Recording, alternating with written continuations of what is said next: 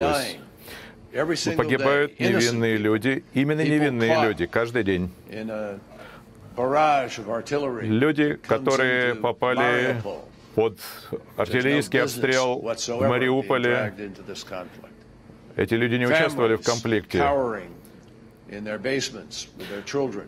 Семьи прячутся в подвалах для того, чтобы избежать артиллерийского обстрела. Поэтому совершенно необходимо,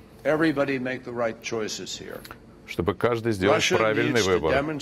Россия должна продемонстрировать, что она готова поучаствовать в прекращении огня и в восстановлении мира. Каждый человек знает, какие действия предполагались по этому соглашению. Это не слишком сложно. Россия должна прекратить военную поддержку сепаратистов и привести их к столу переговоров для того, чтобы добиться длительного политического решения. Для того, чтобы этот конфликт мог быть решен, прекращен, должны произойти определенные шаги. Россия должна предпринять определенные шаги, и сепаратисты также должны, с участием России, должны поддержать эти шаги. Прежде всего, должно быть немедленное решение, немедленная готовность сейчас реально прекращать огонь. Это должно быть не просто листочком бумаги или какими-то пустыми словами, но за ними должны следовать совершенно конкретные действия. А именно, отвод тяжелого вооружения от линии огня, от границ, за пределами досягаемости артиллерии и определенных видов оружия, которые могут наносить ущерб гражданскому населению. Это будут первые шаги, позволяющие установить доверие. Второе. Убрать иностранные войска и тяжелое вооружение из Украины. Что ведет нас к третьему шагу? Это уважение международно признанных границ. Закрыть эти границы, прекратить передвижение танков и тяжелого вооружения через российско-украинскую границу. И восстановить украинский суверенитет и уважение к украинскому суверенитету над границей. Россия высказала свою заинтересованность в том, чтобы такие шаги были сделаны, и она высказала свою озабоченность жителями Восточной Украины, Донецкой и Луганской области. Обе стороны должны освободить заложников, которые сейчас задерживаются.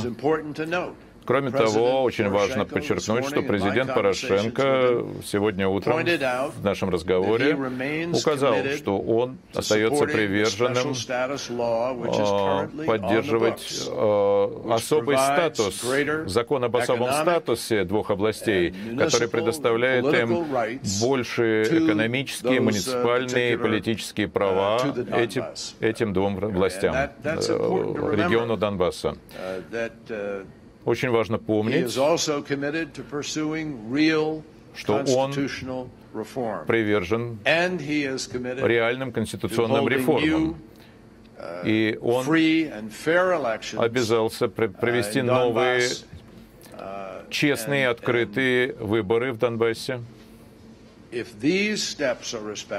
Если эти шаги будут уважаться, то следовало бы ожидать, что и все меры, предусмотренные Минским соглашением, также будут осуществлены и будут уважаться.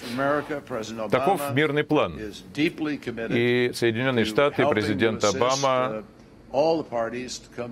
готовы поддерживать все усилия, чтобы все стороны сели за стол переговоров.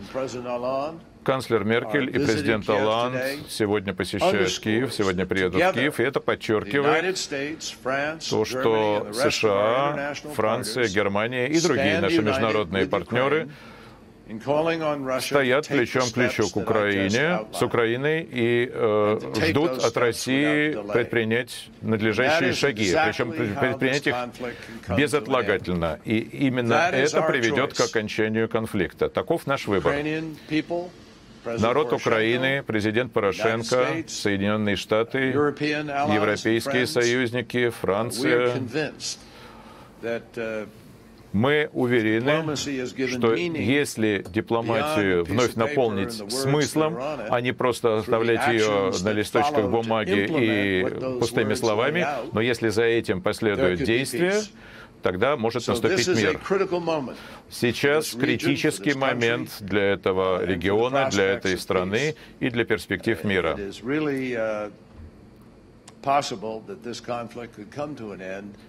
Этот конфликт может закончиться, но этот процесс должен начаться с прекращения огня, отвода тяжелых вооружений и обсуждения реальных вопросов, о которых мы все знаем. Это также единственный способ для России прекратить международную изоляцию. И это единственный способ, которым украинский народ во всех частях этой страны сможет достигнуть мира, которого они заслуживают. Позвольте мне лишь дополнить. Я приехал сюда в первый раз год назад, и меня очень тронули встречи с людьми, встречи с теми людьми, которые были на Майдане, около Майдана.